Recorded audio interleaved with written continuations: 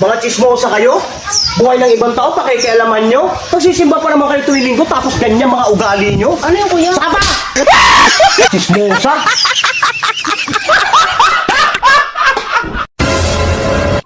Grabe. Walang tigil ang ulan. Asa na kaya yung araw na nangako siya sa'yo? Ayaw, di ma! May baril ka ba? Yes, Your Honor. May service firearms po ako. Meron ka. Yes, Your Honor. May permit to carry yan. Yes, Your Honor. Very good. So you can defend yourself pag merong interesado sa buhay mo. Yes, Your Honor. At hindi ko na kailangan yung witness protection, Your Honor. Kaya ko sarili ko. Yan ang Marines.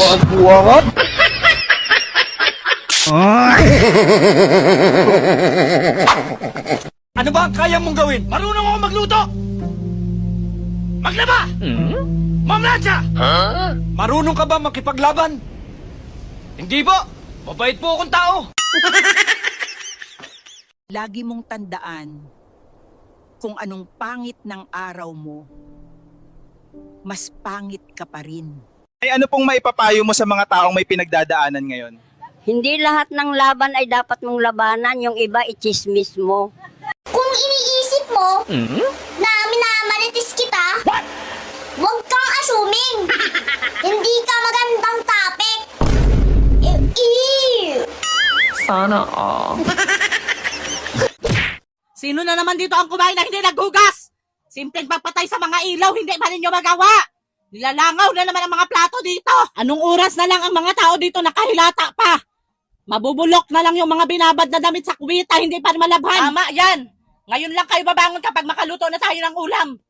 Hihintayin nyo na lang talaga na pagsilbihan kayo. Hirap na nga tayo mag-budget sa mga gastusin dito sa bahay. Ang mga kasama mo magpabigat pa sa'yo. Ang mga dumi sa mga pets sa labas. Ako pa ang magliligpit, paalaga-alaga kayo sa mga pets tapos hindi kayo marunong mag-asikaso. Ang mga lagayan dito sa tubig, nilulumot na. Saka lang kayo makaisip maglagay ng tubig sa rep kapag ka mauuhaw na kayo.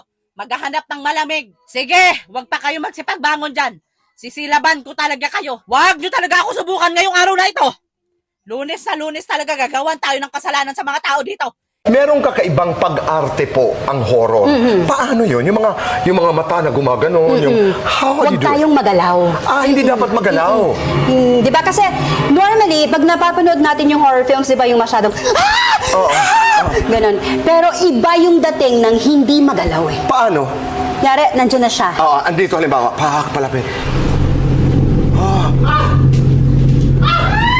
Ganon. Ayan.